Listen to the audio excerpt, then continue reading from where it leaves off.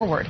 Joining me now is Congressman Adam Smith, ranking member of the House Armed Services Committee, and Sebastian Junger, who wrote the bestseller War and produced the documentary Restrepo about the war in Afghanistan. Thanks to both of you for being with us. Congressman, let me start with you because obviously the country is in a different place economically today than it was in 2001. After spending $338 billion on this war alone, Americans are asking, can we afford it? Where do you think we are right now? Well, I think the focus always needs to be on our national security interests, and unquestionably when we started the war in Afghanistan, it was in direct response to 9/11. This is where al-Qaeda, Osama bin Laden, and the plotters of 9/11 were, and we went in there to make sure they could not carry out further attacks.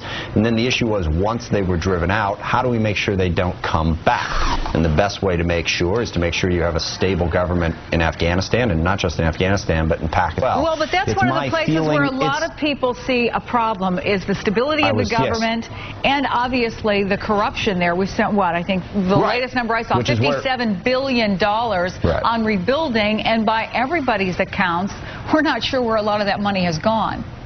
Right, which is where I was going, which is to say, I think at this point we definitely need to shift to a containment strategy. The idea that a massive presence can create, the perfect government in Afghanistan is not going to happen. Now, I do think progress has been made, particularly down in the south in Helmand and Kandahar provinces, where the Taliban have been cleaned out, and the people in Afghanistan have been given a chance to have a government that the Taliban cannot come in and replace.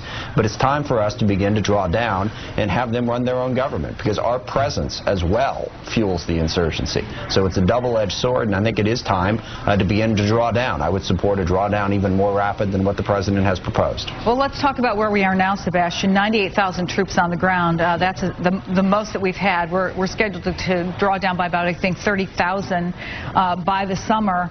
Can those troops at least hold the gains that we've made? Where are we, do you think, in the execution of this war? Well, the reports I've heard are that the attacks by the Taliban, successful attacks, are way down. I think that's probably because of the surge.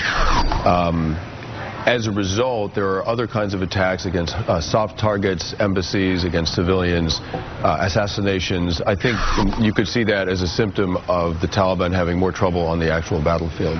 So if the Taliban is having more trouble, how do we keep it that way in a sense? I know we've been moving a lot of troops around, but when you talk to, and some recent polls have been done because of the 10th anniversary, you talk to both the people who have been in the war, who enlisted after 9/11, and you talk to the general American people, only about 50% of this war has been a success.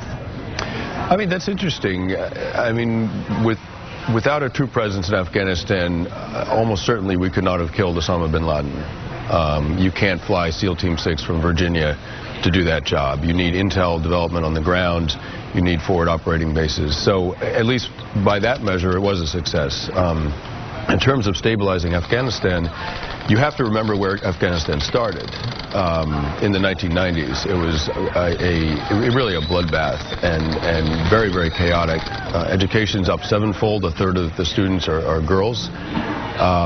It's one of the fastest growing economies in that part of the world. I mean, there are real gains. The risk of pulling out too quickly, of course, is that it'll backslide into the 1990s, which might be dangerous for us. It certainly would be horrible for the Afghans. You know, one of the things that struck me most when I was there just about a year ago, Congressman, was talking to a lot of, for example, women's rights groups leaders who said to me, please go back to your country and tell people we are making progress. They get a sense that we don't think that anything has been bought for the money we've put in there. But how do we balance those two things? How do we balance the reality of we only have so much money and clearly we're not going to stay there forever, with not wanting to give up the gains that have been made? The short answer is it's extraordinarily difficult, but I agree with your guest totally, and with the woman you saw in Afghanistan. Progress has unquestionably been made in Afghanistan. On the other hand, as was said, it was starting from a very low point. I mean, 20 some odd years of war, and a literacy rate of like 12%. But the bottom line that we have to understand is our troops cannot stay there forever, not just because of the cost to us as a country, though that's certainly a factor, but because at the end of of the day, a foreign troop presence cannot make a government. The Afghan people have to stand up and claim their government, take responsibility for their own security, and we're make transition. We have dramatically increased the Afghan national security forces, so they're in a position to do it. But there are no guarantees. We could stay there for 20 years, and people would be saying if we left, there would be risks. There will always be risks, but you've got to begin to make that transition, and that's what I think we're doing in a very, very difficult environment. Last thing, don't underestimate what our troops have accomplished over there. At great sacrifice, they have dramatically improved the situation for the Afghan people, and I think dramatically improved our national security, and they are to be praised for that. And do you think, Sebastian, because you spent so many months over there, and your partner in this documentary, Restrepo, which I highly recommend to people, Tim Hetherington, sadly is no longer with us. He's one of the casualties of reporting on this war.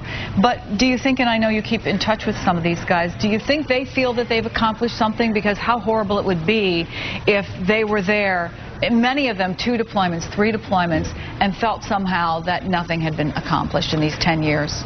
It's complicated. I mean, the guys I was with signed up to do a certain job, and they feel proud of that job regardless of what happens in Afghanistan 20 years from now. I mean, they're very focused on what their mission was, and they did it very well. They don't really analyze it in that way. At least when I was there, they weren't. Sebastian Junger, it's good to see you. Thank you so much for coming in. Congressman Adam Smith, good to see you as well. Thank you. And we'll be right back. Thank you.